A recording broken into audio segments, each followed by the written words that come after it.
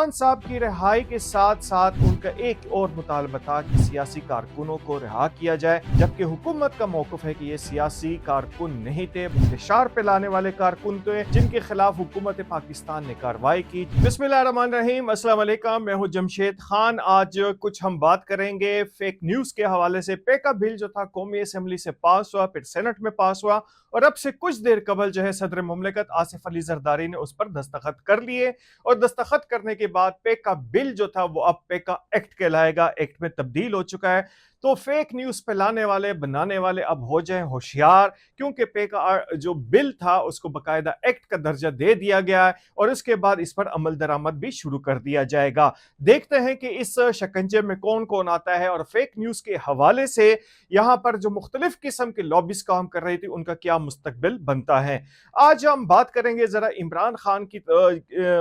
के हवाले से कि खान साहब ने जो है यहाँ पर खैबर पख्तूनख्वा के अलावा पंजाब में भी एक बड़ी तब्दीली की और मियां असलम साहब को जो बड़े एक पोलाइट से समझे जाते हैं पॉलिटिशियन हैं, उनको पंजाब का सदर बना दिया। इसका मतलब यह है कि खान साहब जो है बाकियों की जो कारकर्दगी थी उससे मुतमईन नजर नहीं आए और वैसे भी उस्मान बुज़दार जो उनके वज़ीर आला थे उनका तो दूर दूर तक कोई पता नहीं।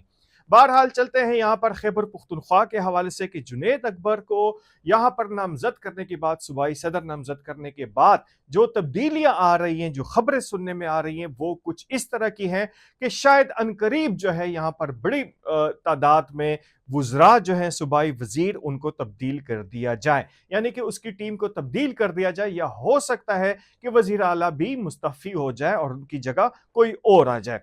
नाम चल रहे हैं यहाँ पर मुश्ताक गनी जो स्पीकर सूबाई असेंबली, इसके साथ शकील साहब जो है उनका नाम चल रहा है और देखते हैं कि यहाँ पर इस हवाले से क्या फैसले किए जाते हैं पाकिस्तान तहरीके इंसाफ की जानिब से। लेकिन इस वक्त जो है सबसे बड़ी एक और खबर है कि पाकिस्तान तहरीके इंसाफ ने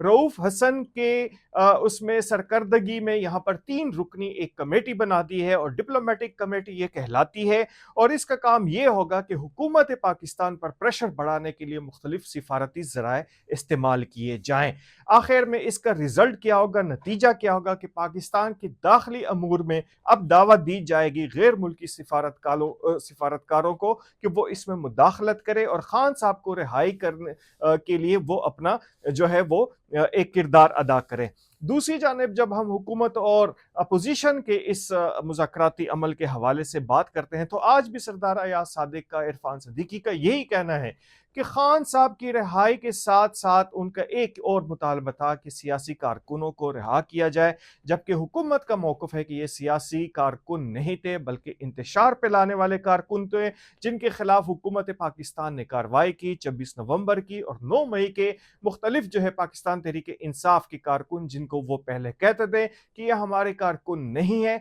लेकिन उसके बाद इनको मानना भी पड़ा और अब उसका जो है वो रिहाई का मुतालबा भी कर रहे हैं। लेकिन खान साहब की रिहाई का मुतालबा इतना आसान भी नहीं, क्योंकि अदालतों में उनको ना सिर्फ सज़ा सुनाई जा चुकी है बल्कि मुख्तलिफ किस्म के केसों के ट्रायल भी चल रहे हैं। तो ये मुमकिन ही नहीं कि खान साहब को एक एग्जीक्यूटिव ऑर्डर के जरिए जो है वो रिहा कर दिया जाता। इसके साथ साथ इस खिफत को मिटाने के लिए यहाँ पर पाकिस्तान तहरीके इंसाफ के कारकुन जो है अब वो ये बात फैला रहे हैं कि शायद उन्होंने किसी ने उनसे मुतालबा किया था खान साहब के वो 3 साल के लिए चुप रहें, फिर कहा जाता है 2 साल के लिए चुप रहें, फिर कहते हैं जी 6 महीने के लिए चुप रहें, फिर कहा जाता है कि चंद दिनों के लिए चुप रहें तो आपको रिहाई दे दी जाएगी।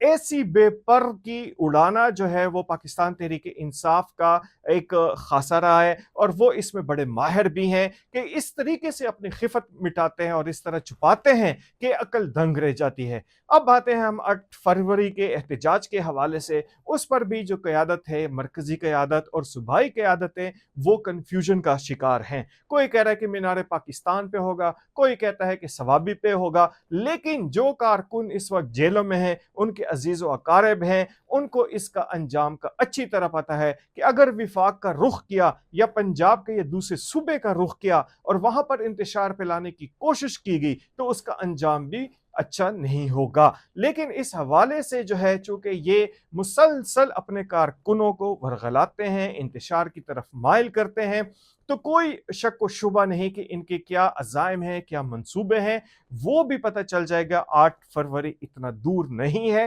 لیکن اس حوالے سے جو ایک مطالبہ ہے کہ خان صاحب کو رہا کیا جائے، تو خان صاحب تو کبھی بھی ایسے رہا نہیں ہوں گے۔ جو مرضی کر لیں، عدالتوں سے آپ ریلیف لے سکتے ہیں، لیکن حکومت کے ایگزیکٹو آرڈرز کے ذریعے ان کو رہا نہیں کر سکتے۔ تو ایک بار پھر ہمارے جو سننے والے ہیں وہ اچھی طرح سن لیں کہ پیکا بل جو ہے وہ پیکا ایکٹ بن چکا ہے، اس پر عمل درآمد شروع ہو جائے گا، اور اس کے بعد جعلی خبریں دینے والے، جعلی خبریں پھیلانے والے وہ اپنے انجام سے باخبر ہیں۔ اجازت دیجیے، اللہ حافظ۔